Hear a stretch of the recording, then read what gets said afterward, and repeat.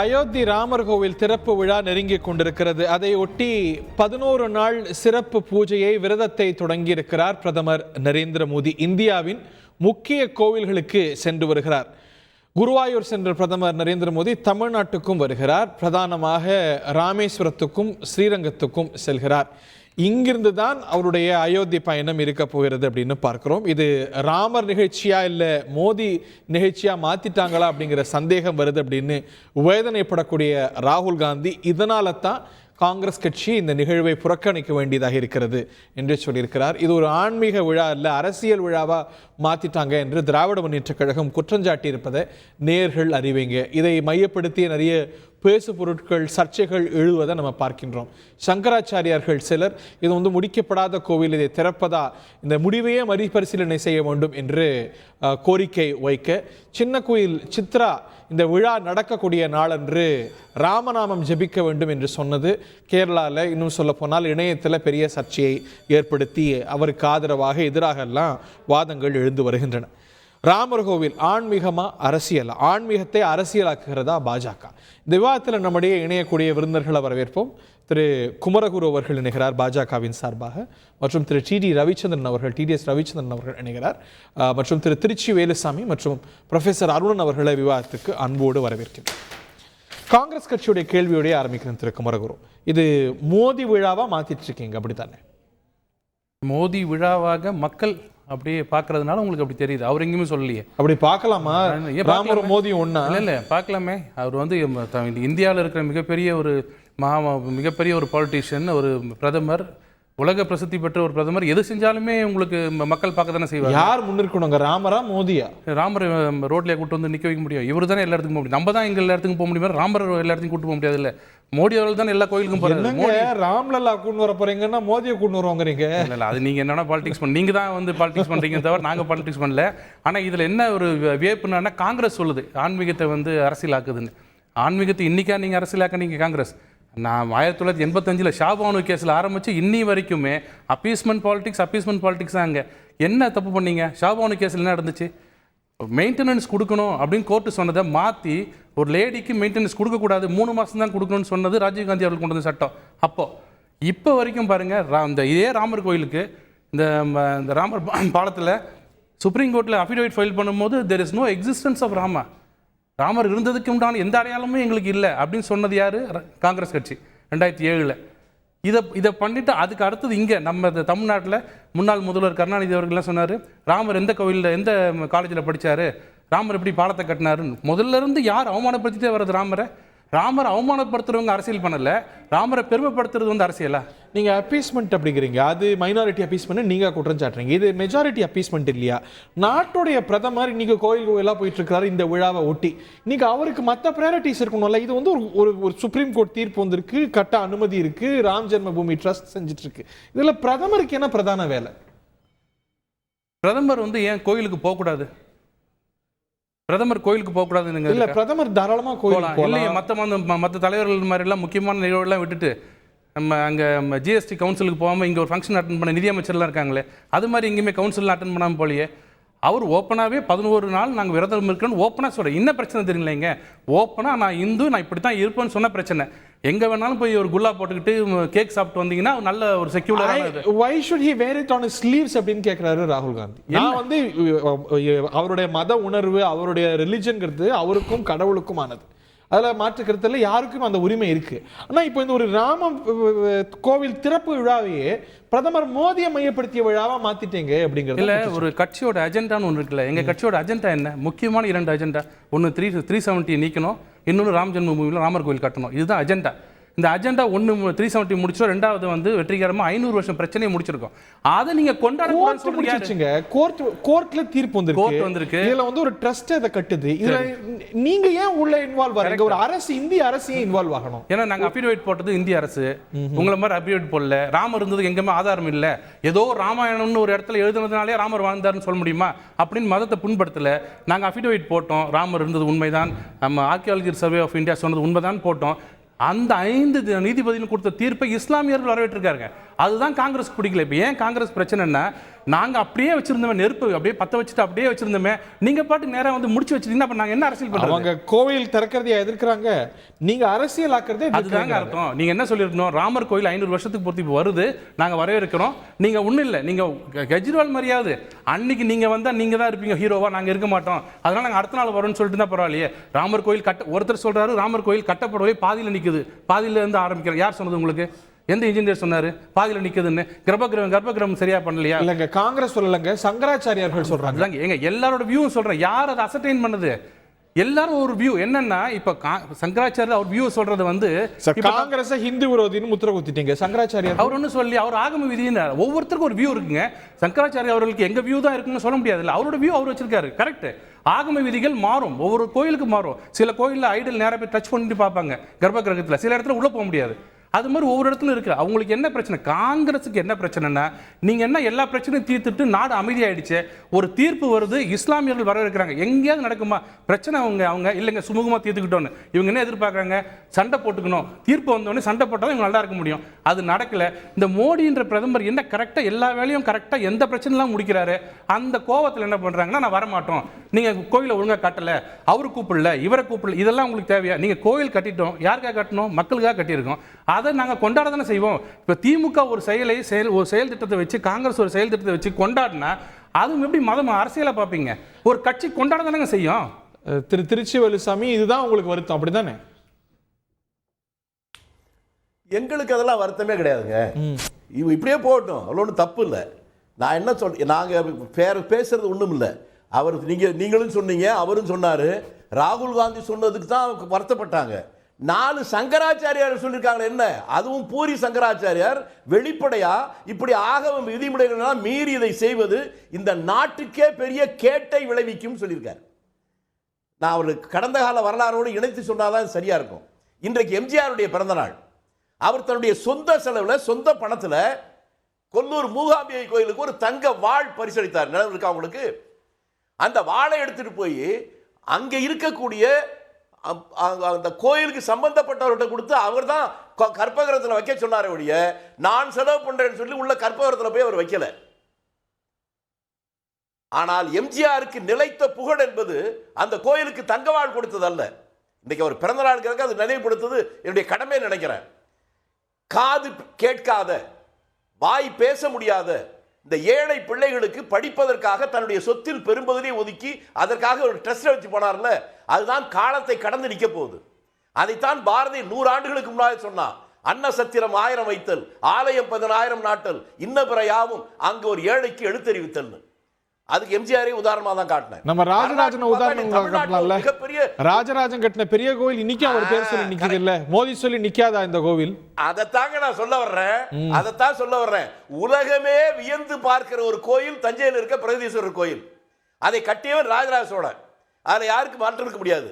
அவன் மன்னனாக இருக்க மன்னன் காலத்திலேயே அவன் வந்து நான் இப்படித்தான் செஞ்சேன், நான் தான் பிரதிஷ்டை செய்வேன் அந்த சிலையை அப்படின்னு சொல்லி இருந்தா யாராவது கேட்க முடியுமா? கேட்டா அவன் தலை இருக்காது. அப்படி இருந்தும் கூட அவன் அதை செய்யல. முறையாக ஆன்மீகவாதிகள் எப்படி செய்வார்களோ அதை போல ஐயர்களை வைத்து முறைப்படி என்ன மந்திரங்கள் அப்படி செய்து வெளியே இருந்து அவன் வல்லுநர்கள் கரெக்ட் பண்ணலாம், நீங்க கூட கரெக்ட் பண்ணலாம். அன்னைக்கும் கூட பிரச்சனை இருந்தது, அன்னைக்கும் கூட கரூராருக்கும் அவருக்கும் பிரச்சனை இருந்தது என்னுடைய புரிதல். இந்த மாதிரி சர்ச்சை ராஜராஜ காலத்திலே உண்டு. ஆனால் அவன் என்ன முடிவெடுத்தான்? அதாவது நான் என்ன சொல்ல வர்றேன், மன்னன் அவன் தான் எல்லாம் செய்யறான். அவனே கருவறைக்குள்ள போய் அவன் பிரதிஷ்டை பண்ணல. இது என்ன மன்னராட்சியா? மன்னராட்சியிலே நடக்காத ஒன்று மக்களாட்சி நடக்குது. நம்ம நண்பர் சொன்னாரு, ராமேஸ்வரம் போறாரு, ஸ்ரீரங்கம் போறாரு. ஒரு பிரதமருடைய வேலை கோயில் கோயிலாக போவதல்ல, அதை கடந்து மக்களுக்கு சேவை செய்வது. என்னங்க நீங்க சனாதனம் பேசுறீங்க? சனாதனம் பேசுறீங்க. பிரதமர் வந்து ஓபிசிங்கனால போக கூடாதா உள்ள? இப்படி எல்லாம் கேட்பாங்க அவங்க. நாங்க சொல்லங்க, பூரி சங்கராச்சாரியார் சொல்றாரு. நான் சொன்னா நீங்க கோவிச்சுக்கலாம். இல்ல, ஓபிசி பிரதமர் போவது சரியா, பூரி சங்கராச்சாரியார் போக கூடாதுன்னு சொல்றது சரியா? எது சனாதனம், எதை நீங்க ஆதரிக்கிறீங்க? அவங்க தாங்க சொல்லணும். ஏங்க சனாதனம்னு ஒரு வார்த்தை நம்ம தம்பி உதயநிதி சொன்னோடனே வானத்துக்கும் பூமிக்கும் குதிச்சவங்களாச்சே. அவங்க சொல்லட்டும், சங்கராச்சாரியர்கள் 4 பேர் சேர்ந்து இப்படி சொல்லிருக்காங்களே, இது என்னன்னு சொல்லட்டும். அதெல்லாம் சொல்லணும். 2 பேர் போறார். விதிமுறைகளை மீறி இவர் செய்வது இந்த நாட்டுக்கே மிகப்பெரிய தீங்காக கேடாக முடியுங்கிறார் அவர். இதுக்கு என்ன சொல்ல போறாங்க? எங்களுக்கு கோயில் கட்டுறது, நான் என்ன கேட்கிறேன், கோயிலை கட்டுறது அரசாங்கத்தில் ஒரு பகுதியா இருக்கலாம். கோயில் கட்டுவது மட்டுமே வேலை அல்ல. இந்த 10 ஆண்டு காலங்களில் நீங்க அதாவது ஒரு அரசாங்கத்துடைய மக்களுடைய சொத்து என்பது பொதுத்துறை நிறுவனங்கள் தான். இந்த 10 ஆண்டு காலங்களில் ஏதாவது ஒரு சின்ன ஒரு பொதுத்துறை நிறுவனத்தை உருவாக்கி இருக்காங்களா? இங்க என்ன பண்ணாரு? ஏன் அயோத்தியில அந்த கொள்கைகளை நீங்களே மாத்திட்டீங்களே, பொதுத்துறை மாத்திர கொள்கைகளை மன்மோகன் சிங் ஆட்சி காலத்துல குறைஞ்சிருச்சு. அது என்ன இன்னைக்கு பேசிட்டு நம்ம எங்க நாங்க என்னங்க 10 ஆரம்பிச்சு 1 மாத்திருப்போங்க. இவங்க 10 மேல மாத்துறாங்க. வான்மீகி விமான நிலையம் எதுக்குங்க? குதிரையை வித்துட்டு லாயத்தை கட்டின கதை. அரசாங்கம் விமானத்தை பூரா வித்துட்டு இதுக்கு என்ன 2000 கோடி ரூபாய் செலவு பண்ணி அங்க போய் விமான நிலையம் எதுக்கு? திருச்சியில கூட விமான நிலையம் திறந்து வச்சாரு. அரசாங்கத்துக்கு விமானமே இல்லையே. இத பார்த்தா சிரிக்க மாட்டாங்களா? இல்ல அமெரிக்க அரசாங்கத்துக்கு கூட தான் விமானமே இல்ல. இல்ல அமெரிக்க அரசாங்கத்துக்கு கூட தான் விமானம் இல்ல. அதனால ஒண்ணு மோசமான அரசாங்கமா அது? அமெரிக்கா வச்சிடலாமா? நல்லா ஞாபகப்படுத்துறீங்க. அமெரிக்காவுக்கு நம்ம பிரதமர் போற போதுதான் அங்க இருக்கிற மக்கள் பதாக என்ன காட்டினா? பிரைம் மினிஸ்டர் ஆஃப் இந்தியான்னு காட்டல, கிரைம் மினிஸ்டர் ஆஃப் இந்தியான்னு காட்டினா. அந்த அமெரிக்க ஜனாதிபதி இங்க G20 மாநாட்டுக்கு வந்துட்டு போனாரு. போகும்போது என்ன சொன்னாரு? இந்தியாவில் மத சகிப்புத்தன்மை இல்லை, அங்க ஊடக சுதந்திரம் இல்லை, அதற்காக வருத்தப்படுறேன்னு வியட்நாம்ல போற வழியில இறங்கி அவர் பேட்டி கொடுத்துட்டு போனாரு. G20 மாநாடு எப்ப நடந்த எந்த ஊர் நடந்தாலும் அங்கே கூட்டாக பத்திரிகையாளர் சந்திப்பது வழக்கம், அவர்கள் ஏற்பாடே செய்யலைன்னாரு. நீங்க அமெரிக்கா உதாரணம் காட்டினீங்கல்ல, அந்த அமெரிக்க ஜனாதிபதி சொன்னதையும் சொன்னேன், அங்க இருக்கிற மக்கள் சொன்னதையும் சொல்லிட்டேன். இப்ப என்ன சொல்ல போறீங்க? என்ன சொல்ல போறீங்க ரவிச்சந்திரன்? ஏதாவது ஒண்ணு நானும் பல தடவை கேட்டேங்க, யாரும் சொல்ல மாட்டாங்க. இவங்க திருச்சியில் இருக்க ஒரு BHEL அல்லது நெய்வேலி அல்லது ரயில் பெட்டி தொழிற்சாலை, இல்ல ஆவடி டேங்க் தொழிற்சாலை, ஒரு துப்பாக்கி தொழிற்சாலை, இது தமிழ்நாட்டில் இருக்குல்ல. தமிழ்நாட்டில் வேண்டாம், இந்த 10 ஆண்டு காலங்களில் இந்தியாவில் எங்கேயாவது ஒரு இடத்துல இப்படி பண்ணியிருந்தா அதை வாராட்டலாம். ஓகே, நான் ஒரு துணை கேள்வி கேட்கிறேன். 91க்கு பிறகு மதுரையில எய்ம்ஸ் நிறுவனத்தை அறிவிச்சு எவ்வளவு நாளுக்கு ஆச்சு? இன்னும் அஸ்வாரம் கூட போடலையேங்க. அதுக்கு நீங்க முக்கியமான கேள்வியை கேட்டிருக்கீங்க. அதை முன்னெடுத்து போறேன். அயோத்தி நகரத்துக்கு பாருங்க 1 லட்சம் கோடியா 3 லட்சம் கோடியா என்ன தொகை? எய்ம்ஸுக்கு பாருங்க ஒரு செங்கல்ல நாட்டி இன்னும் ஒண்ணுமே நடக்கல. இதெல்லாம் கேள்வி வருமா வராத? நாட்டில் எய்ம்ஸ்ல கல்லூரி நடந்துட்டு இருக்கு, மருத்துவம் நடந்துட்டு இருக்கு. நீங்க சொல்றது அங்க கொடுக்கக்கூடிய விஸ்தாரமாக வரக்கூடிய ஒரு பில்டிங்கை பத்தி பேசுறீங்க. அதுக்கு ஜப்பானோட ஒப்பந்தம் போட்டிருக்கு. அதெல்லாம் எவ்வளவு வருஷம் ஆச்சு? இப்ப அயோத்தி கோயிலுக்கு அஸ்திவாரம் போட்டு எப்ப போட்டது? அயோத்தி கோயிலுக்கு அஸ்திவாரம் போட்டு 2020, இன்னைக்கு 23. அதுக்கெல்லாம் முன்னாடி எய்ம்ஸ் அறிவிச்சாச்சா? இல்ல அதுக்கு வர அந்த கட்டடத்தை இவ்வளவு வேகமா கட்டுறோம், சரி, எல்லாரும் வரவேற்கிறாங்க. இந்த கட்டடம் வந்திருக்கணுமா? இது அறிவிச்சாலே இல்லையா? அடிப்படையில் நீங்க இதை அரசாங்கம் கட்டுவதாக எடுத்துக்கொண்டு போறீங்க, தவறு. அப்படிதானே ப்ரொஜெக்ட் ஆகுது. பிரைம் மினிஸ்டரே வராரு. இப்ப அரசாங்கம் கட்டலன்னா ஏன் அரசுடைய இத்தனை அமைப்புகள் இதுல நாங்க கட்டணும் தான் சொல்றாரு. சோம்நாத் டெம்பிள் கட்டும்போது கூட காந்தி ஐயா சொன்னது மக்கள் பணத்துல இருந்து தான் கட்டணும்னு சொன்னாங்க. அப்ப நேரு ஐயா தான் வந்திருக்கணும், ராஜேந்திர பிரசாத் வந்தார். வரலாறு எல்லாம் நம்ம இப்ப பேசி பிரயோஜனம் இல்லை. நம்ம நேரம் இங்க வந்துருவோம். இன்னைக்கு ராமச்சந்திரன் ஐயாவுடைய பிறந்த நாள். அவர் ரெண்டு ஒண்ணா, கல்யாணத்துக்கு 1000 பேர் போலாம், தாலி கட்டுறது யாருக்குதான பிரச்சனை? யார் கட்டணும்ங்கறீங்க? பார்வையாளரா போல. இல்ல இப்ப யார் கட்டணும்ங்கறீங்க? போய் பிரதிஷ்டை பண்றாரு. யார் பண்ணணும்? பாருங்க, புருஷன் மட்டும் தான் தாலி கட்ட முடியும். நீங்க ரெண்டு மூணு விஷயம் தவறா சொல்லிட்டு அழகா ஒரு உதாரணம் கூட எடுத்து சொல்லிட்டீங்க. நான் அதுல இருந்து தொடர்ந்துக்கிறேன். எம்ஜிஆர் அவர்கள் வாள் கொண்டு போனாரு, வாளை கொண்டு போய் அந்த அர்ச்சகர் அங்கே வைத்தார். அதுதானே? இப்ப நாளைக்கு இவர் கொண்டு போய் சிலையை உட்கார வைக்க போறாருன்னு யாரு சொன்னாங்க? செய்ய மாட்டாரா? எப்படி பண்ணுவாரு? எம்ஜிஆர் அவர்கள் வேல்சாமி ஐயா, நான் பேசிடுறேன். எம்ஜிஆர் அவர்கள் வாளை கொண்டு போய் கொடுத்ததற்கு காரணம் கர்ப்ப கிரகம் அப்படிங்கிறது அந்த பூசாரி, அந்த ஆகமம். அதே மாதிரி தான் இங்கேயும் இருக்கும். இவர் கொண்டு போய் சிலையை உட்கார வைக்க போறது இல்லை. அது முதல்ல புரிஞ்சுக்கோங்க. உங்களுக்கு தெரியாது இல்லை, பாராளுமன்றம், சிறப்பு பாராளுமன்றம் வரப்போகுதுன்னு உடனே அந்த சட்டம் வந்துடும், இந்த சட்டம் வந்துடும், இந்தியா முடிஞ்சு போச்சு, ஜனாதிபதி ஆட்சி அப்படின்னு 15 நாள் தொடர்ந்து பேசிக்கிட்டு இருந்தவங்க தான் நாம் எல்லாருமே. அதே மாதிரியே இங்கே பேசுகிறோம். எந்த ஒரு அந்த விழா நடக்கும்போது கூட ஒரு கணவன், இந்து தர்மத்தில் நீங்கள் புரிஞ்சுக்கோங்க, அக்னியை எடுத்து கொடுக்கக்கூடிய தகுதியும் பெருமையும் அந்த அக்னி டிரான்ஸ்மிஷன், பவர் டிரான்ஸ்மிஷன் ஒரு பெண்ணு தான் கொடுக்க முடியும். அங்கே ஒரு ஜோடி தான் இருந்து அந்த வேலைகளை செய்வாங்க. இவர் முன்னிலையில் அது நடக்க போகுதுங்கிறது தான் நடக்குது. நீங்கள் கதைகளை எப்படி வேணாலும் சொல்ல தொடங்கலாம், சொல்லிட்டு போங்க. அவர் கொண்டு போய் சிலையை கொண்டு போய் அங்கே வைக்க போகிறது இல்லை. ரெண்டாவது, இந்த சங்கராச்சாரியார்களை பற்றி பேசும் பொழுது நாம் ஒரு மடமோ அல்லது ஒரு துறவியோ அவர்களுடைய வார்த்தைகளை அப்படியே கேட்டுப்போம். நமக்கு அதில் விருப்பம் இருக்கலாம், விருப்பம் இல்லாமல் போனால் அப்படியே கேட்டுப்போம். அப்படி தான் கேட்டிருக்கோம். ஆர்எஸ்எஸ்க்கும் பூரி ஜெகநாத் ஐயாவுக்கும் சங்கராச்சாரியாவுக்கும் இருக்கக்கூடிய விவாதம் வாதம் அப்படிங்கிறது ரொம்ப வருடங்களாக நடந்து கொண்டிருக்கிற ஒரு விஷயம். மாதிரி இல்லை, அது இருந்துகிட்டே இருக்கு. அது நம்ம அவங்க ரெண்டு பேருமே அவங்க ரெண்டு பேரையும் விமர்சிக்கக்கூடிய பொசிஷனில் நாம் பேசவே மாட்டோம். அந்த தகராறு ரொம்ப நாளாக இருந்துட்டு இருக்கு. அதில் தான் அவர் இந்த கருத்தை எடுத்து சொல்றாரு. அதாவது கட்டி முடிக்கப்படாத ஒரு கோவில் அப்படின்னு சொல்றாரு. ராஜராஜ சோழன் கட்டினதாக நம்ம ரொம்ப பெருமைப்படுகின்ற அந்த இடத்துல பிரதிஷ்டை மட்டும்தான் ராஜராஜ சோழனால் பண்ண முடிஞ்சது. கோவிலை கட்டி முடித்த காலகட்டம்ங்கிறது அதற்கு பிறகு வருகிறது. ஒரு கோவில் அப்படின்னா 1 2 3 நிறைய இருக்கு.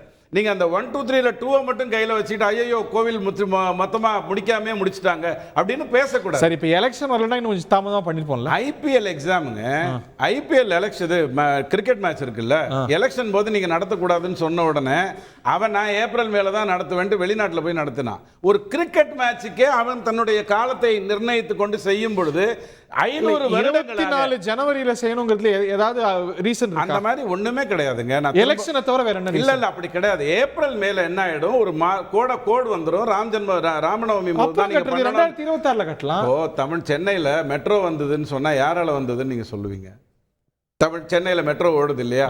யார், எந்த முதலமைச்சர்? அது அரசுடைய ப்ராஜெக்ட். இல்ல எந்த முதலமைச்சர் கொண்டு வந்தாருன்னு சொல்லுவீங்க? திமுக ஆட்சியில வந்தது. திமுக ஆட்சியில கையெழுத்து போட்டாங்க. கொண்டு வந்ததெல்லாம் ஜெயலலிதா ஆட்சியில. அப்படித்தானே நம்ம பேசணும். அதே மாதிரியே இங்க கூட கோவில் நிலத்தை கைப்பற்றி கொடுத்தது, வாங்கி கொடுத்ததுங்கிறது காங்கிரஸ். ஆனா இப்ப என்னாச்சு அப்படின்னா, அந்த தீர்ப்பு வந்ததற்கு பிறகு வேலைகள் தொடர்ந்து நடக்க ஆரம்பிச்சிருச்சு. தீர்ப்பு வராமல் இருந்திருந்த போது இந்த எலெக்ஷனுக்காக கட்டியிருந்தா தீர்ப்பு வராத நிலையில நீங்க பண்றீங்கன்னு விமர்சனம் பண்ணலாம். அப்படி நடக்கல. ஒரு தீர்ப்பு வந்தது, 1 2 3 நான் பயணிக்க ஆரம்பிச்சேன். இன்னைக்கு நான் பிரதிஷ்டை தான் பண்றேன். அதைத்தான் நீங்க முதல்ல புரிஞ்சுக்கணும். கோவிலுக்கு கோபுரம் இருக்கா? அந்த இங்க பாருங்க, விமானம் இருக்கா? நகாரா, வெசாரா, டிராவிடா, இதுதான் டெம்பிள்ஸை பொறுத்த வரைக்கும் கட்டுகின்ற கட்டடக்கலை. அதில் நகாரால அந்த வடக்கில் இருக்கக்கூடிய கோயில்கள் வரும், திராவிடத்தில் இந்த மாதிரியான கோயில்கள் வரும். ராஜராஜ சோழன் உடைய அந்த கோவிலில் மேலே இருக்கிறது என்னங்கிறத நீங்கள் முதல்ல எடுத்து பாருங்க. கும்பம்ங்கிறது எங்கே வரணும் எங்கே வரக்கூடாதுங்கிறதுல அந்தந்த ஆகம சம்பந்தப்பட்ட இல்லை, இங்கே வரப்போவது கட்டளை இல்லை, பிரதிஷ்டை செய்த பிறகுதான், அதாவது அந்த உருவத்திற்கு சக்தியை கொடுத்த பிறகுதான், அதற்கு பிறகுதான் கும்பமே வரும். நீங்க முதல்ல அந்த கோவில்களை பற்றி பேசணும். நிறைய விஷயங்கள் தமிழ்நாட்டில் இப்போ கோவில்களை பற்றி பேச ஆரம்பிக்கணும். அப்பதான் நல்லது. வேணா ரொம்ப நாளா அதெல்லாம் பேசவே இல்லை. கோவில்களை பற்றி பேசுவதை நிறுத்திட்டோம். அடிப்படையில் அங்க பிரதிஷ்டை ஆக வேண்டும். ஒரு பாமரன் பாஷையில சொல்றேன் அல்லது ஒரு நாஸ்திக வார்த்தைகளே சொல்றேன், ஒரு கல்லுக்கு சக்தி வந்ததுக்கு பிறகுதான் அந்த இடத்துல அது கடவுளா மாறும். அந்த வேலை சக்தி வருதுன்னு ஏத்துக்க மாட்டாங்க, நாத்திகர்கள் ஏத்துக்க மாட்டாங்க. இல்லைங்க, அண்ணா தொடர்ந்து முதலமைச்சராக இருந்திருக்க முடியும். ஆனால் தேர்தலில் ஜெயிச்சதுக்கு அப்புறம் கவர்னர் அதை பதவி பிரமாணம் பண்ணாதான் அந்த ஒரு முதல்வர். அந்த மாதிரி கோவில் ஆண்டவன் எங்க வேணாலும் இருக்க முடியும். ஆனால் அந்த கோவிலில் அவன் அமர வேண்டும் என்று சொன்னால், அந்த சக்தியை அவனுக்கு கொடுக்க வேண்டும் சொன்னால், அந்த வேலை தான் இப்போ நடக்குது. அதுக்கப்புறம் தான் மற்ற ப்ராசஸ்லாம் நடக்கும். அது முதல்ல புரிஞ்சுக்கோங்க. குழந்தைய பிறக்கல, ஏன் வளகாப்பு நடத்துறேன்னு பேசக்கூடாது. நாளைக்கு ஏதாவது ஆயிடுச்சுன்னா அப்படின்னு திரும்ப அர்த்தம் இல்லாமல் பேசக்கூடாது. வளகாப்பு இப்படி நடத்தணும், அது சீமந்தமாக இருந்தால் அப்படி நடத்தணும், டெலிவரி அதுக்கப்புறம் வரும் அப்படிங்கிறது தான் அடிப்படையில். இங்கே இவர்தான் அந்த ராம ஜென்ம பூமியில் சங்கராச்சாரியாரோட வாதம் எடுத்துக்கிட்டா இப்ப வளகாப்பு பிரச்சனை இல்ல. எனக்கு இந்த ராசியில குழந்தை பிறக்கணும், இந்த எலெக்ஷன் தேதி வருதுங்கிறதுக்காக நம்ம வசதிக்கு டாக்டர்கிட்ட சொல்லி டெலிவரியாகவே இருந்த இந்தியாவில் அந்த பிரச்சனை இருந்ததே இல்லை. கண்டதையும் சாப்பிட்டுட்டு சிசேரியன் டெலிவரியா மாறினதுக்கு அப்புறம் தான் சரி நல்ல நேரத்தில் பார்ப்போம்னு எடுத்து சொல்றாங்க. மிருகசீஷ நட்சத்திரம் போது அது அங்க அற்புதமா அந்த இது நடக்க போகுது. எல்லா நாளுமே நல்ல நாள் தான் இந்து சொல்லும். 4:30 மணிக்கு நீங்க எந்திரிச்சிட்டீங்கன்னா எல்லா நாளுமே நல்ல நாள் தான். ஆனால் இந்த பிரம்ம முகூர்த்தத்தில் எந்திரிச்சிட்டீங்கன்னா, ஆக இங்க இந்த விஷயம் நடக்கிறது. நான் என்ன கேட்கிறேன் ஐயா, எத்தனை வருடங்களாக ஒரு முகலாயன் வந்தான், ஒரு வேலையை செஞ்சா, அதுக்கப்புறம் கம்யூனிஸ்ட் வந்தாங்க, நிறைய கதைகள் எல்லாம் எழுதினாங்க, அங்க கோவிலே இல்ல அப்படின்லாம் கதைகள் எல்லாம் எழுதினாங்க. ஐயோ, நீங்க சகிப்புத்தன்மைன்னு வந்துட்டு அவங்க தானே வருவாங்க, அவங்க வந்து இஷ்டத்துக்கு எழுதினாங்க. இதையெல்லாம் வரலாறு தாண்டி நீதிமன்றத்தில் தெளிவாக முடிவாகி இந்த இடத்துல ராமர் திரும்ப வரப்போறாரு அப்படிங்கிற சந்தோஷத்தை ஒவ்வொரு இந்தியனும் கொண்டாடுவான். இது மாதிரி இந்திய பண்டிகை அப்படின்னு தான் நீங்க எடுத்துக்கணுமே ஒழிய இது இந்து பண்டிகையா நீங்கள் சுருக்கவே முடியாது. அதனால தான் இஸ்லாத் சகோதரிகளும் சரி, இஸ்லாத் நண்பர்களும் சரி அந்த இடத்துல ரொம்ப தெளிவா இருக்காங்க. நீங்க புரிஞ்சுக்க வேண்டியது, அமீர் அலியும் ராம் சரணும் போராடவில்லை என்று சொன்னால், அங்கேயே உங்களுக்கு இந்தியா வந்து சொல்லுது, ராம வந்து எது சொன்னாலும் நச்சுன்னு எடுத்து சொல்லுவான். அமீர் அலியும் ராம் சரணும் போராடவில்லை என்று சொன்னா இந்த ராமர் ஜென்ம பூமிங்கிற வார்த்தையே இல்லாமல் போயிருந்திருக்கும். அதையெல்லாம் தாண்டி எத்தனையோ வருடங்கள் அந்த போராட்டங்களை தாண்டி இன்னைக்கு நமக்கு இந்த இடத்துல வர்றோம். சங்கராச்சாரியார் அவர்களுடைய கருத்தை நான் மதிக்கிறேன். அவர்களுக்குள்ள இருக்கக்கூடிய அந்த கசப்பை எங்கேயாவது நீக்கிக்கிட்டோம்னு சொல்றேன். நால்வரும் எதிர்த்தாருன்னு சொல்ற பொய்யை நான் தப்பு சொல்லுவேன். ஏன்னா இருவருங்கிறதுல எந்த குழப்பமும் இல்லை. இது ஒன்றும் மெஜாரிட்டி சம்பந்தப்பட்ட விஷயம் இல்லை, நல்லா ஞாபகம் வச்சுக்கோங்க. இது வந்து மைனாரிட்டியோ மெஜாரிட்டியோ சம்பந்தப்பட்ட விஷயம் இல்லை. நரசிம்ம ராவ் ஐயா தான் இதை மசூதி என்ற வார்த்தையை பயன்படுத்தி இதற்கு ஒரு களங்கத்தை தொடங்க ஆரம்பிச்சாரு. அதற்கு முன்னாடி குற்றம் சாட்டுறவங்களும் உண்டு. பாருங்க, வேடிக்கை அவர் நிறைய விஷயத்துல பார்த்தார், அது எனக்கு முக்கியம் இல்லை. ஆனால் இங்க அந்த டிஸ்பியூட்டட் சைட் அப்படிங்கிற வார்த்தையே, ஆனா இன்றைக்கு இருக்கக்கூடிய இளைய தலைமுறைக்கு என்ன தெரியுமா புரியணும், இந்த நாட்டுல இங்க இருந்த ஒரு கோவிலை அகற்றி விட்டு அது உன்னோடது இல்லைன்னு சொல்லி நீ அதை தகர்த்தி விட்டு வந்திருக்கேங்கிற மாதிரி சொல்றாங்க. மீண்டும் அகற்றத்தையும் விமர்சிக்கிறாங்க. எங்க மீண்டும் அகற்றுறாங்களே, அகற்றிக்கிட்டே போறது சரியா? யார் அகற்றுறாங்க?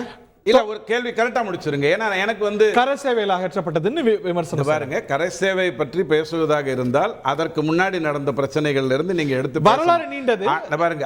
நான் வந்து ஏன் இன்னைக்கு இருக்கக்கூடிய இளைய தலைமுறைக்கு பழைய கதைகள் எல்லாம் ஏன் பெருசா பேச விரும்ப மாட்டேன்னு சொன்னா, இன்னைக்கு தெரிய வேண்டியது, ராமன் தன் பிறந்த இடத்திற்குள் இன்றைக்கு வருகிறான் அப்படிங்கிறது தான் அந்த இடத்துல அது முக்கியம், அது கொண்டாடப்பட வேண்டிய விஷயம் அப்படிங்கறத தவிர. ப்ரொஃபசர், கம்யூனிஸ்ட் கேரளால பாருங்க, நீங்க ஆளக்கூடிய கேரளால நம்ம சின்ன கோயிலுக்கு நடக்கக்கூடிய இணைய வன்முறை எவ்வளோ அதீதமா இல்லையா ப்ரொஃபசர்? நீங்க எல்லாம் கண்டிக்க மாட்டீங்களா?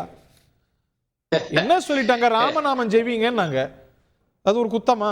இல்ல, அது ஒரு புறம் இருக்க, அது அவங்க என்ன சொன்னாங்க, அதுக்கு என்ன யாரு அப்படி ரியாக்ட் பண்றா, தவறங்கள்லாம் என்கிட்ட இல்ல. பட் ஒவ்வொருத்தருக்கும் கருத்து சொல்கிற உரிமை உண்டு என்பதை நான் ஏற்கிறேன். அதற்கான எதிர்வினை என்பது அதே போல பதமாக, நியாயமாக, சரியாக இருக்க வேண்டும் என்பதுதான் இப்போது எங்களுடைய கருத்து.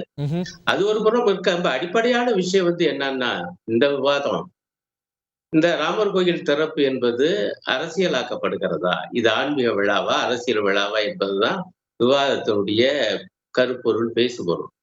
இங்க பாஜக நண்பர் குமரகுரு பேசியதை கேட்டேன் பாருங்க, அவர் தெளிவா ஒப்புக்கொண்டார். ஆமாங்க, இது மோடி விழா தாங்க அப்படின்னு ஓங்கி அடிச்சிட்டார். இன்னும் கூட ஒரு வாக்கியம் சொன்னார், உண்மையிலேயே ரொம்ப இதா இருந்துச்சு. எப்படி இப்படி சொன்னார், ராமர் ஒவ்வொருவரா கூட்டிட்டு போக முடியல ஐயா, மோடி தாக்க போவாரு, தெய்வம் மனுஷ ரூபேன.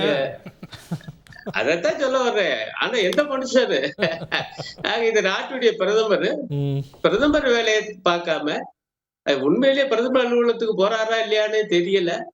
எப்பவுமே இதே போல அவர் வந்து இதே ஒரே வேலையாக கொண்டு அவர் இருக்கிறாரு என்பது ரொம்ப பட்டப்பகல் வெளிச்சம் போல தெரிகிறது. அவர் கோயில் பொறுத்து குத்தமா கேட்கிறாரு. தமிழ்நாட்டுக்கு வராரு, ஸ்ரீரங்கத்துக்கு வர போறாரு, ராமேஸ்வரத்துக்கு வர போறாரு, அது குத்தமாங்கிறார். ஏங்க இவ்வளவு எதுக்குங்க? ஒரு கோயில் திறப்பு அது இவருடைய தலைமையில தான் நடக்குது. அதுல ஒரு ஏதோ நுணுக்கமா அவர் வந்து பிரதிஷ்டை பண்ண மாட்டாரு என்றால் இங்க ஒரு நண்பர் சொன்னார். ஆனால் சங்கராச்சாரியார்கள் வந்து அது 2 பேரும் அல்லது பூரி சங்கராச்சாரியா எடுத்துக்குவோம். அவர் சொன்ன வாக்கியம் வந்து என்னன்னா, எங்க இவரு அதை தொட்டு கொடுப்பாரு, அப்ப நான் போய் கைதட்டணுமான்னு கேட்டாரா இல்லைங்களா? அதை யாரும் மறுக்கலையே. இப்ப இங்க ஒரு நண்பர் அவர் பாட்டு சொல்றாரு, இருந்தா பொறுத்து பாருங்கயா என்ன நடக்குதுன்னு பாப்போம். ஆனால் நாட்டு அது சொல்ல வர்றேன் இல்ல, இவங்க பாட்டுக்கு பேசுறாங்க சொல்ல வர்றேன்.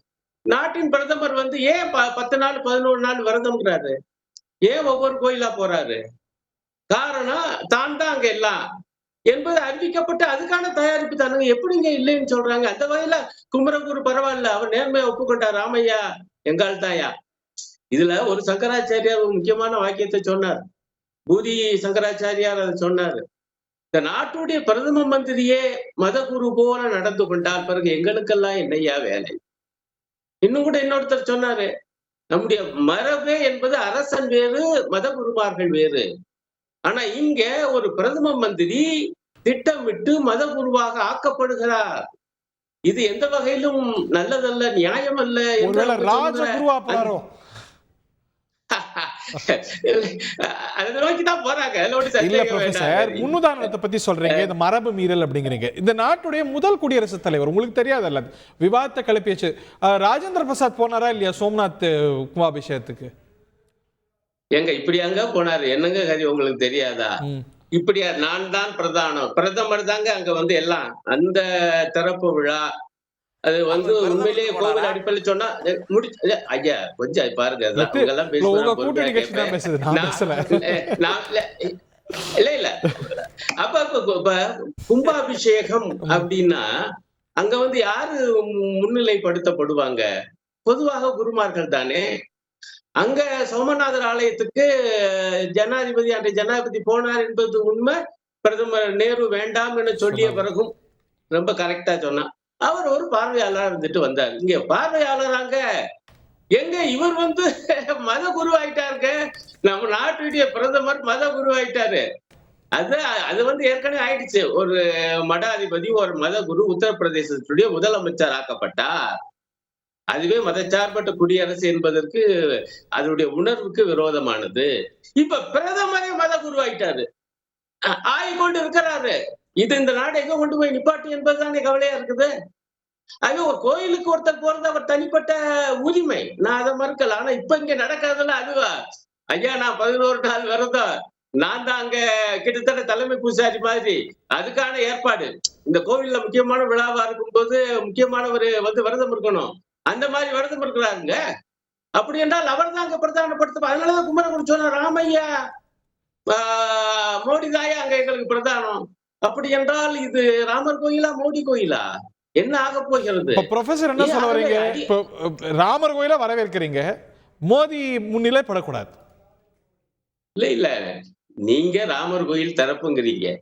ஆனால் நடப்புல எப்படி இருக்குன்னா மோடி கோயில் போல போயிட்டு இருக்குங்கிறேன். அதைத்தான் சொல்ல வரேன். உங்களுடைய வாதம், இந்த பாஜகவுடைய வாதத்தை வச்சு சொல்றேன். எங்கேயாவது இது நடக்குமா? அங்க ஒரு கோயில் திறப்பு விழாவுன்னு அறிவிச்சிருவாங்க, வந்து பிரமுகர்களை பார்த்து சில நேரங்களை கொடுப்பாங்க அந்த அழைப்புதல். ஆனால் ஒவ்வொரு வீடா போய் கொடுக்குறாங்க. பிரமுகர்கள் மட்டும்தான் வரணுங்கிறாங்க. பிறகு ஏன் ஒவ்வொரு வீடா போய் கொடுக்குறாங்க? அழைப்புதல் கொடுத்துட்டு 23ஆம் தேதியிலேருந்து ஒரு வாரம் அதத்தான் கேட்கிறேன். 22ஆம் தேதிக்கு தாங்க அழைப்புதல், 22ஆம் தேதி திறப்பு விழா. அழைப்புதல் கொடுத்து விட்டு வராதிங்க, அப்புறம் எதுக்கு போய் அழைப்பு? அப்ப இதெல்லாம் வந்து தேர்தலுக்காக. இத எவ்வளவுதான் அவங்க மறைச்சு பேசினாலும் இன்னும் 2 மாசம் தான் இருக்குது. ஆகவே அவசர அவசரமா திறக்கப்படுது. அங்கதான் சங்கராச்சாரியாருக்கும் மோடி அரசுக்கும் இடையில முரண் என்பது வந்து இருக்குதா? அதை பத்தி எல்லாம் எங்களுக்கு கவலை இல்லைன்னு இனி அவங்க பேச ஆரம்பிச்சுட்டாங்க. அது ஒரு புறம் இருக்கு. நாங்க அடிப்படையாக எங்க கட்சியை பொறுத்தவரையிலும் கேள்வி வந்து என்னன்னா, இது ஒரு மத விழாவாக நடத்தப்படல, அரசியல் விழாவாக தேர்தல் நோக்கோடு நடத்தப்படுது. இது நம்முடைய அரசியல் சாசனத்தின் உணர்வுக்கு முரணானது. இதைத்தான் நாங்க மக்கள்கிட்ட சொல்ல போனோம். 2வது சில பாயிண்ட்ஸ் இங்க ஒரு நண்பர் வந்து சொன்னாரு, அது கம்யூனிஸ்டுகள் சொல்லி, சரி என்னை பார்த்த உடனே அவங்க அதெல்லாம் சொல்லுவாங்கல்ல. பட் நான் என்ன கேட்கிறேன், தீர்ப்பை பத்தி சொன்னார்ல, உச்ச நீதிமன்ற தீர்ப்பு. ஆமா, ஏற்றுக்கொள்கிறேன். அந்த தீர்ப்பின் காரணமாகத்தான் இப்ப வந்து அந்த இடம் வந்து ராமர் கோயில் கட்டுவதற்கு போய் சேர்ந்திருக்கு, மறுக்கல. ஆனால் அந்த தீர்ப்பின் போதும் என்ன சொன்னாங்க? பாபர் மசூதி 1992 டிசம்பர் 6ஆம் தேதி இடித்தது என்பது சட்ட விரோதம், கிரிமினல் குற்றம். அப்படி சொல்லிவிட்டு அவங்ககிட்டயே கொடுத்தாங்க, இடிச்சவங்ககிட்டயே. இதுதான் அந்த தீர்ப்பு. அதே போல அந்த தீர்ப்புல இவங்க சொல்லிட்டே போறாங்க, 500 ஆண்டு கால போராட்டம்யா. என்னன்னா அங்க ஏற்கனவே ராமர் கோயில் இருந்துச்சு, அதை இடிச்சு விட்டுத்தான் பாபர் கட்டினாரு. இதுக்கு வந்து வரலாற்று ஆதாரம் இல்லை என்று வரலாற்று ஆசிரியர்கள் சொன்னா அவங்க கூட கம்யூனிஸ்ட் இல்லையா? நீதிமன்றத்தில் இந்திய அமைப்பான இந்திய முகமையான ஏஎஸ்ஐ சொல்லிருக்குல்ல, அதுக்கு கோர்ட் அது ஏத்துச்சுக்குல்ல. ஆமா ஆமா, அது அப்படி எந்த அரசின் கீழே? எல்லாம் மோடி அரசின் கீழே தானுங்க. அவங்க இல்ல 2010 இல்ல அது இல்லை, அதாவது இவங்க வந்து இல்ல அதுக்கு பிறகுதானுங்க 14ல அவங்க வர்றாங்க. அங்க இருக்கக்கூடியவங்க மோடி அரசு காரணமா சுப்ரீம் கோர்ட் வந்து இன்ஃப்ளூயன்ஸ் பண்ணிட்டாங்கங்கறீங்களா? நான் அதுக்குள்ளே போகலங்க. இன்ஃப்ளூயன்ஸ் பண்ணிட்டாங்கற வார்த்தை நீங்க தான் சொல்றீங்க. இல்ல நான் சொல்றது தீர்ப்பு இப்படி இருக்கு, அதுக்குள்ளேயே இது இருக்கா இல்லையான்னு கேக்குறேன். இடிச்சது குற்றம்னு இருக்கு. அந்த இடிச்சதின் காரணமாக இந்த நாட்டுல எவ்வளவு பெரிய கலவரம், எத்தனை பல 100 பேர் மாண்டு போனார்கள், முஸ்லிம்கள் இந்துக்கள் அனைவரும். அதே போல மும்பை கலவரத்தால மறக்க முடியுமா? இவ்வளவு செஞ்சது யாரு? இவ்வளவு மறந்துவிட்டு நான் கேட்பது, இந்த நாட்டுடைய வரலாற்றாளர்கள் எந்த ஆதாரமும் இல்லை என சொன்னாங்க. நீங்க வேற வேலையை செஞ்சீங்க. அப்புறமேல அவர் நல்லா சொன்ன ஒரு பாயிண்ட், மோடி அரசு வந்த உடனே கோர்ட்ல அரசே போய் இல்லங்க அங்க ஏற்கனவே ஒரு கோயில் இருந்துச்சுங்க, அதை இடிச்சுட்டாங்க அப்படின்னு அரசாங்கம் சொன்னா, அப்புறம் கோர்ட் என்ன ஒண்ணு ஆக இதுக்கான ஏற்பாடுகள்லாம் நான் பழசுக்குள்ள போய் பயன் இல்லை என்பதை நான் ஏற்றுக்கொள்கிறேன். ஆனா சொன்னதுனால சொல்ல, இதுல போயிட்டு கம்யூனிஸ்ட்களையும் சொல்றீங்க. வரலாற்றா இப்பவும் வரலாற்றாளர்களா உறுதியாக இருக்காங்க, அது அதுல ஒரு முக்கியமான அம்சம். ஆனா நாங்க வரலாற்றாளர்கள் மதிக்க மாட்டோம், அவங்க பிறகு கம்யூனிஸ்ட்கள் நீங்க ஒதுக்குனா ஒதுக்கிட்டு போங்க. பதில் வாங்குவோம்.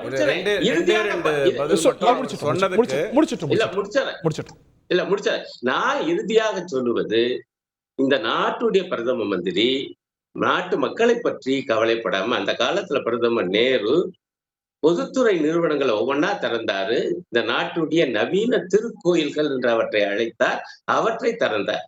ஆனா இங்க ஒரு மதம், இன்னும் சொல்லப்போனா ஒரு மதத்தினுடைய ஒரு பிரிவு, அந்த பிரிவை சார்ந்த ஒரு கோயில், அதாவது கோயிலுக்காரங்க திறப்பு விழா பண்ணாம நாட்டின் பிரதமர் அதுவே ஒரு முழு நேர வேலையாக கொண்டிருப்பது என்பது என்ன நியாயம்?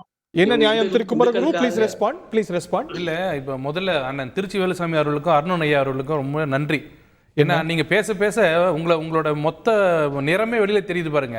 முதல்ல மோடி அவர்கள் எப்படி உள்ள போலாம், அவர் மட்டும் அங்க போகாம இருந்தா பிரச்சனை இல்லைன்னு சொன்னீங்க. ஓ அதுதான் பிரச்சனையும் நினைச்சா. ஆனா அவர் சொல்றாரு, அடுத்து சொல்றாரு 5 பேர் நீதிபதிகள் சொன்னது என்ன, 91 நடந்தது என்ன. அப்போ உங்களுக்கு முதல்ல இருந்தே இங்க தீர்ப்பு வர்றதுக்கு முன்னாடி இருந்தே ராம ஜென்மபூமி மேல உங்களுக்கு ஒரு கருத்து வேறுபாடு இருந்ததுன்னு ஒத்துக்கிட்டீங்க. இப்போ அடுத்தது இப்போ ஒன்னொன்னா தேடி இவர் ஏன் அந்த கர்ப்பகிரகத்துக்குள்ள பொசிஷன் இருக்கலாம்ல, அதுல ஏங்க நியூயான்ஸ்ட் பொசிஷன் இருக்கலாம்ல, ஒண்ணு ஆதரவே இல்ல எதிர்ப்பு அப்படி இல்ல. அப்ப இதெல்லாம் பொய்யான கருத்துன்னு சொல்றேன். என்னன்னா அந்த இடத்தை ஆதரிக்கிறவங்க எங்க நாங்கெல்லாம் ஆதரிச்சோம், இதை நல்லா கட்டுவீங்கன்னு பார்த்தா மோடி இப்படி பண்றாருங்களேன்னா ஆதங்கம். முதலையும் ஆதரிக்கல, அப்புறமும் ஆதிக்கல. இப்ப கேரளால IUML முஸ்லீம் லீக் சொல்றது, நீங்க மட்டும் போனீங்கன்னா கம்யூனிஸ்ட் பாத்துக்குங்க, நீங்களாம் காங்கிரஸ்லாம் போனீங்கன்னா பாத்துக்கங்கன்னு சொன்ன உடனே ஸ்டாண்டை மாத்துறது. அவங்க சித்ரா அவங்க சொன்ன உடனே அவங்க மேல வெறுப்பு சொல்றது. இவர் சாம் பிட்ரோட அவங்களா சொல்றாங்க சித்ரா மேல இல்ல, அவங்க எல்லாரும் சொல்ல வச்சுதானே.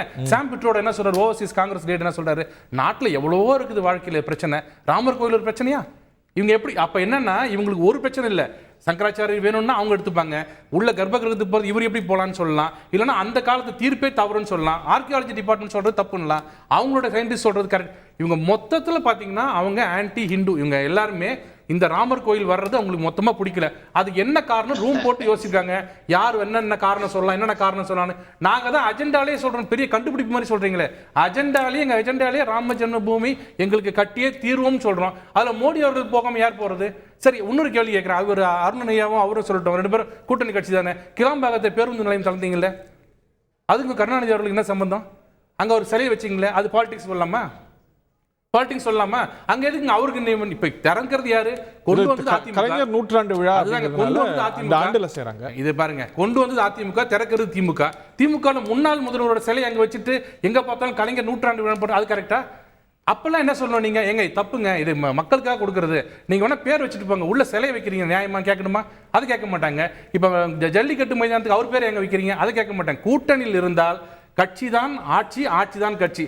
நாங்க வந்தா மட்டும் என்னங்க பிஜேபிங்கிறீங்க, மோடி வராரு, மோடி வந்தா என்னங்க இவ்வளவு, மோடி அவர்கள் எங்கு சென்றாலும் அதுல நீங்க பப்ளிசிட்டிக்கு அளவே இருக்காது, அவ்வளவு மக்கள் குவிவாங்க, அது இருக்கும். அது நீங்க பார்த்து என்ன பண்ண முடியும்? பொறாம தான் பண்ண முடியும். ப்ரொஃபசர் சுருக்குமா மாமியார் உடைச்சா ஒரு இல்ல ஒன்றும் இல்ல. இங்க பாருங்க, உச்ச நீதிமன்ற தீர்ப்புல இடிச்சது கிரிமினல் குற்றம்னு இருந்துச்சா இல்லையா? அதை சொன்னா உடனே இவங்க எல்லாம் இந்து விரோதிகள். ஏங்க நான் திரும்ப கேட்கிறேன், இடிக்கிறதுக்கு எல்லா இந்துக்களையும் கூப்பிட்டீங்க, இப்ப அந்த ட்ரஸ்ட் இருக்கு, இந்த ராமர் கோயில் ட்ரஸ்ட், அதனுடைய பொதுச் செயலாளர் என்ன அறிவிச்சிருக்காரு, இது ராமானந்த பிரிவுக்கு மட்டும்தான் இந்த ராமர் கோயில் சொந்தம், சாமியார்களுக்கோ சைவர்களுக்கோ சாத்தர்களுக்கோ அதாவது சத்திய வழிபடுவர்களுக்கோ இது உரிமை இல்லைன்னு சொல்லியிருக்காருங்க. அப்ப இதெல்லாம் இந்து விரோதம் இல்லையா? இந்து விரோதம் இல்லையா?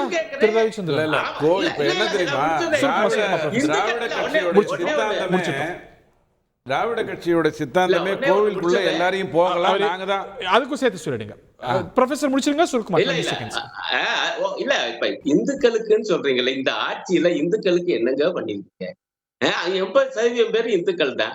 இந்துக்களுக்கு என்ன பெட்ரோல் விலை கம்மியா தரீங்களா, டீசல் விலை கம்மியா தரீங்களா, சமையல் எரிவாயு விலை கம்மியா கர்நாடகாவில் சிறுபான்மையினருக்காக சாதி அடிப்படையில்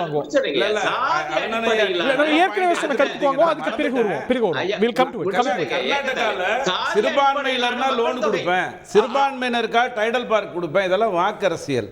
இது அப்படி கிடையாது. கோவிலுக்குள்ள யார் போகணும்னு இப்ப இவங்க நிர்ணயிக்கிறாங்க, நீ போலாமான்றாங்க. கோவிலுக்குள்ள எல்லாரும் போகலாம்ங்கிறது தான் திராவிட சித்தாந்தம், நாங்க தான் கூட்டு போனோம்னு வைத்தியநாத ஐயரெல்லாம் மறந்துட்டு சொன்னாங்க.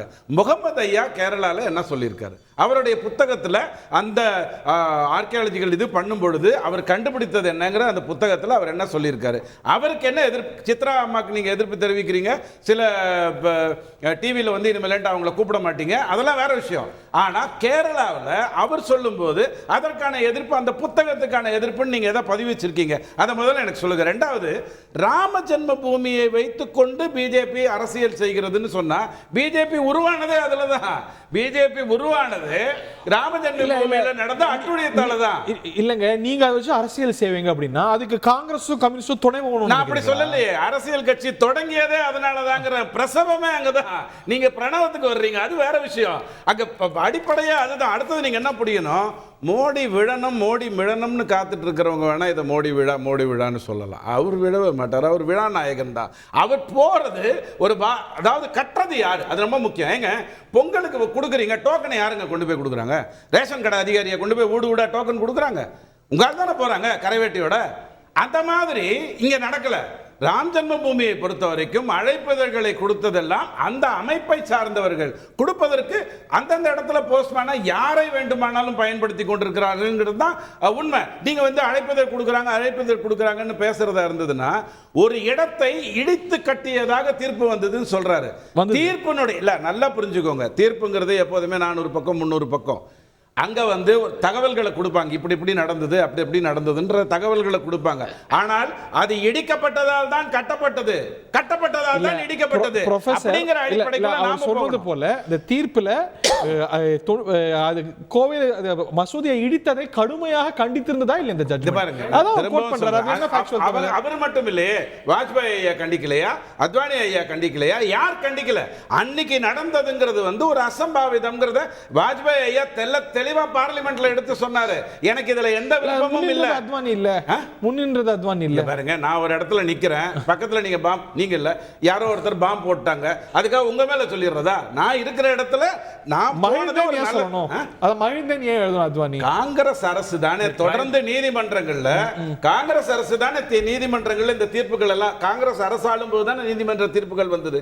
எங்கேயாவது மோடி ஐயா மேலேயோ அமித்ஷா ஐயா மேலேயோ அத்வானி ஐயா மேலேயோ கண்டனங்கள் வந்ததா?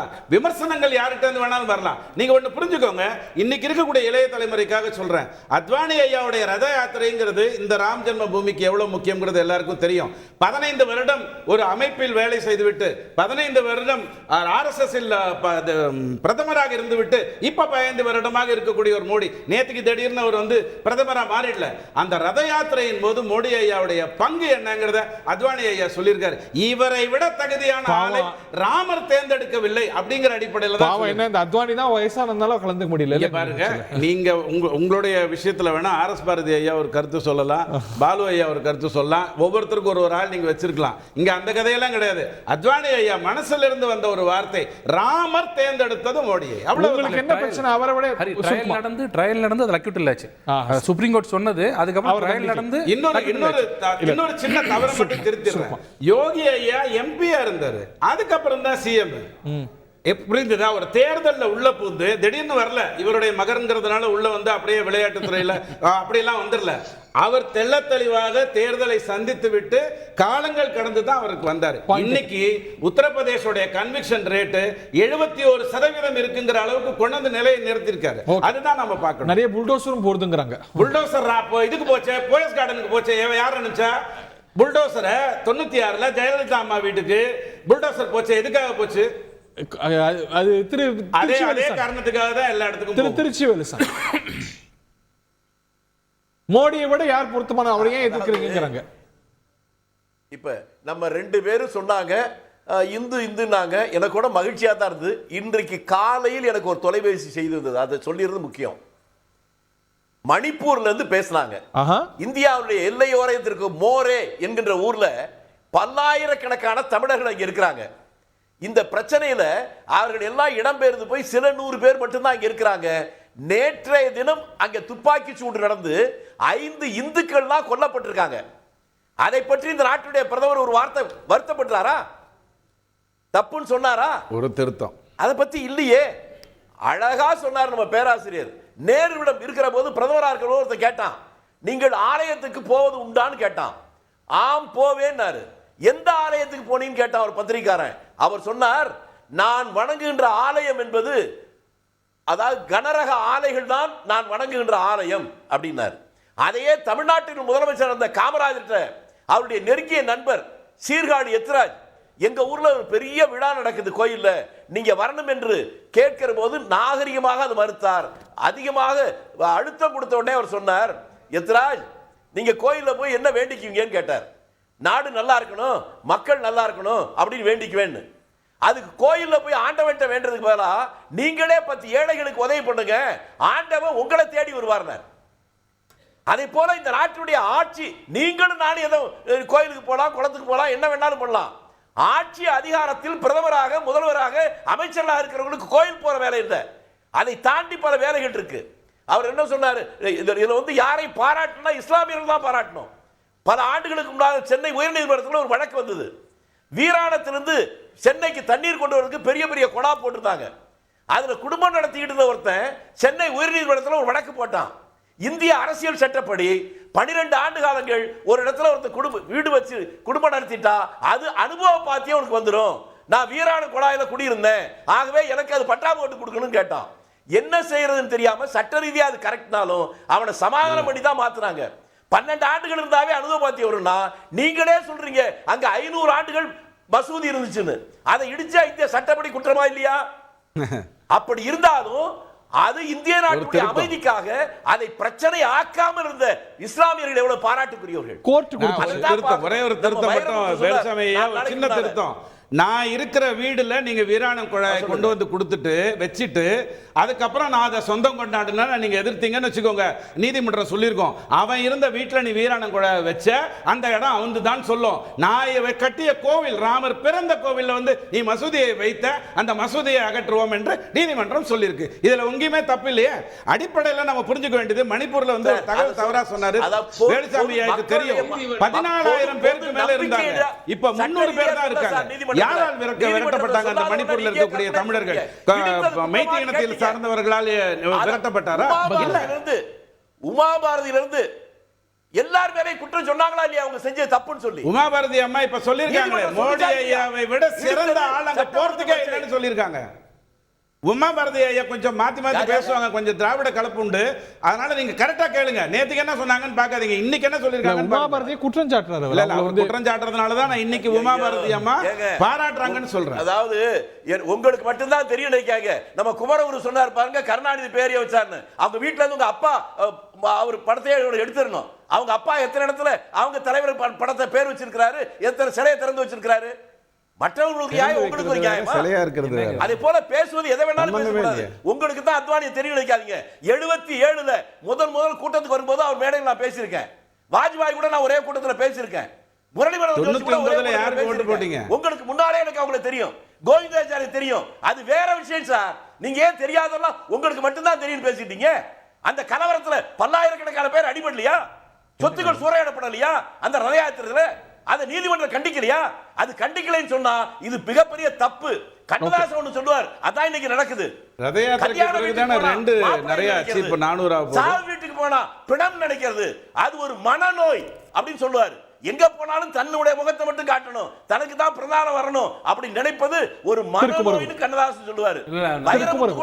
4 நாளைக்கு முன்னால சொல்லியிருக்காரு, ராமன் பிறந்தது உண்மை என்றால் அவன் கடவுள் இல்லை, அவன் கடவுள் தான் என்றால் அவன் பிறந்திருக்க முடியாது. இது பிறப்பு சம்பந்தப்பட்ட விஷயம் இல்ல, உணர்வு சம்பந்தப்பட்ட விஷயம். வைரமுத்து ஐயாவை பத்தி நீங்க சொல்றதா இருந்தா, ராமர் தன்னை கடவுளாக உணர்ந்தார். எந்த கடவுளும் பிறக்கிறது இல்ல. நீங்க முதல்ல இந்து தர்மத்தை தெள்ள தெளிவா புரிஞ்சுக்கோங்க. தசாவதாரத்தில் எதுவுமே பிறந்ததாக கடவுளாக, உணர்ந்ததாக தான் கடவுளாக. ராமன் யார் சார்? பிறன்மனை நோக்கா பேராண்மையாளர். அந்த கேள்வி உங்க யார்கிட்ட இருக்கா? அது நீங்க செயற்குழுல போய் கேளுங்க. வேற ஒரு ஆலயத்துல இருக்கிற செயற்குழுல போய் கேளுங்க. இல்ல டோன்ட் இன்சினுவேட். இல்ல அவர் சொன்னார்ல, அது தப்பு தானே? அது தவறு இல்ல. பிறன்மனை நோக்காதீங்கிறது கரெக்டான வாதம்.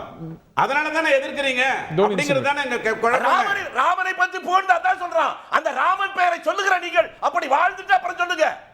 Okay. I have to keep the time equitable. எல்லா விவாதத்திலும் இது ஒரு பெருசா வச்சிருக்கீங்க. என்ன அது ரொம்ப ஒழுக்கமற்ற தரமற்ற ஒரு செயலா இருக்கு. அது மாதிரி பேசக்கூடாது. நான் சொல்றேன் கேளுங்க. காமராஜரை பத்தி சொன்னீங்க ரொம்ப பெருமையா. அவர் என்ன சொன்னாரு? எந்த கோயிலுக்கு நான் வரமாட்டேன், அந்த கோயிலுக்கு போறதோட மத்தவங்களுக்கு ஹெல்ப் பண்ணுங்க நீங்க. அவர் எங்கேயுமே குல்லா போட்டுக்கிட்டு ஒரு இடத்துல போய் இருந்துகிட்டு கேக் சாப்பிட்டுட்டு மத்த பண்டிகைக்கு மட்டும், இந்து பண்டிகைக்கு மட்டும் வாட்ச் சொல்லாம இல்ல. அப்படி சொல்றவங்க யாருன்னு உங்களுக்கு தெரியும். அவங்கள பத்தி பேசாதீங்க. இந்த இடத்துல நடக்கிறது முழுக்க முழுக்க பாரதிய ஜனதா கட்சியின் எதற்காக உருவாக்கப்பட்டதோ அந்த கனவு நிறைவேறுகிற இடம். அங்க பிரதமர் போறது அரசியல் நிகழ்வு தான். பிரதமர் போகிறதுன்றது இன்றியமையாது. அவர் கடவுள் நம்பிக்கை உள்ளவர். அவர் எங்கேயுமே சொல்லுவார் நான் இந்து. யார் சொல்லுங்க? அத்வானி, முரளிமனோகர் ஜோஷி, வாஜ்பாய் தான் சொன்னாங்க. அப்ப இந்த கொள்கையை சொன்னாங்களா? சொன்ன கொள்கை என்ன தெரியுமா? 80ல என்ன சொல்லுங்க? காந்திய கொள்கை தான் எங்களுடைய கொள்கைன்னு சொன்னாங்க. புதிய சித்தாந்தம் தான் வரிச்சாங்க. அதை தெரிஞ்சுட்டு பேசுங்க. எதுவுமே தெரியாம தெரிஞ்ச மாதிரி பேசாதீங்க. புரியல. காந்தியன் சோசியலிசம் தான் பிஜேபி கொள்கைன்னு சொல்லல. இல்ல எல்லாத்துலயுமே அவருக்கு மட்டும் தான் தெரியுன்ற மாதிரி சொல்றாரு. நான் சொல்ற கருத்துக்கு பதில் சொல்லல. காமராஜரை பத்தி பெருமையா சொன்னீங்க. இந்துக்கு மட்டும் அவர் என்னைக்குமே வாட்ச் சொல்லாம இருந்தது இல்ல. அதெல்லாம் மட்டும் கரெக்டா கன்வீனியன்ட்டா ஒதுக்கிடுவீங்க.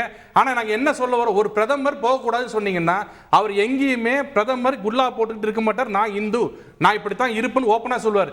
எங்கேயாவது ஒரு இடத்துலயாவது நான் இந்த பண்டிகைக்கு வாட்ச் சொல்ல மாட்டேன், மற்ற பண்டிகைக்கெல்லாம் சொல்வேன்னு சொல்ற இந்த கலாச்சாரம் எங்க இருந்திருக்கா? எதுக்கு நீங்க அத்வானிக்கும் வாஜ்பாய்க்கு போறீங்க என்பதுல இப்ப நடக்கிறது சொல்லுங்க. துணிவு இருக்கா உங்களுக்கு? காங்கிரஸ்ல போய் நேரா அதை பாருங்க. அவர் ஓப்பனா ஹிந்துன்னு எல்லா கோயிலுக்கு போறாரு. உங்க வீட்டுல எல்லாரும் போறாங்க. நீங்க எல்லாரும் வாழ்த்து சொல்லுவீங்களா? அப்படி சொல்லுங்க, அப்படி கேட்டு பாருங்க. ப்ரொஃபசர் அருணன் இறுதி கருத்து சுருக்குமா? தனிப்பட்ட முறையில் தாக்குறது தான் வேலையா உங்களுக்கு?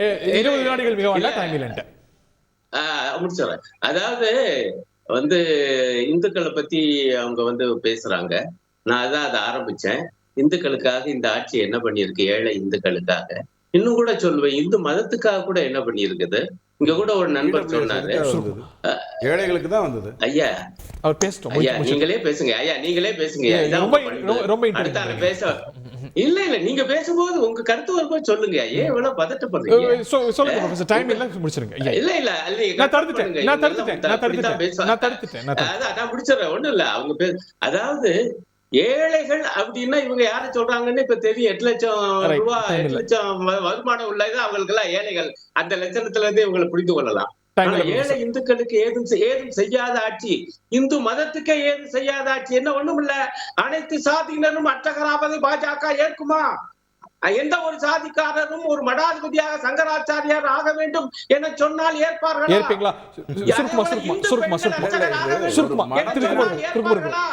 ஏற்க மாட்டார்கள். அர்ச்சகராகலாம். இப்ப நான் சொல்றேன் இல்ல ப்ரொஃபசர், டைம் இல்ல, நான் பதில் மட்டும் வாங்கிடுறேன். டைம் இல்ல அங்க ஏத்துக்கிறேன். டைம் இல்ல ப்ரொஃபசர். சொல்லுகிறது மனுராஷ்டிரம். ஓகே, இவர்கள் இன்றைக்கு பாபர் மசூதியை இடித்து கொண்டு வந்திருக்கிறார்கள் கோயிலை. ரைட். இந்துக்களில் கூட நாளைக்கு ஒரே வார்த்தை சொல்லுங்க. பஞ்சவர்களையும் ஒதுக்குவார்கள். இதை இந்துக்கள் புரிந்து கொள்ள வேண்டும். திமுக ஆட்சி நடக்குது, முதல்வர்கிட்ட போய் சொல்லுங்க. தமிழ்நாட்டில் இருக்கிற பெரும்பான்மை கோயிலுக்கு நாளை காலையிலே அர்ச்சகர் நியமிங்க, எல்லா ஜாதியிலும் சொல்லுங்க. ஓகே, அதே பண்ண மாட்டீங்க. ரைட், பாப்போம். I don't have time. இந்த நிகழ்ச்சியில் பங்கு கொண்ட விருந்தினர்கள் அனைவருக்கும் நன்றி. ராமர் கோவில் விழா நெருங்கி கொண்டிருக்க அரசியல் வாதங்களும் கூட நாடு முழுக்க பெருகிட்டு இருக்கிறத பார்க்கிறோம். இது ஆன்மீகமா அரசியலா தொடர்ந்து இது வாதிக்கப்படும். வணக்கம்.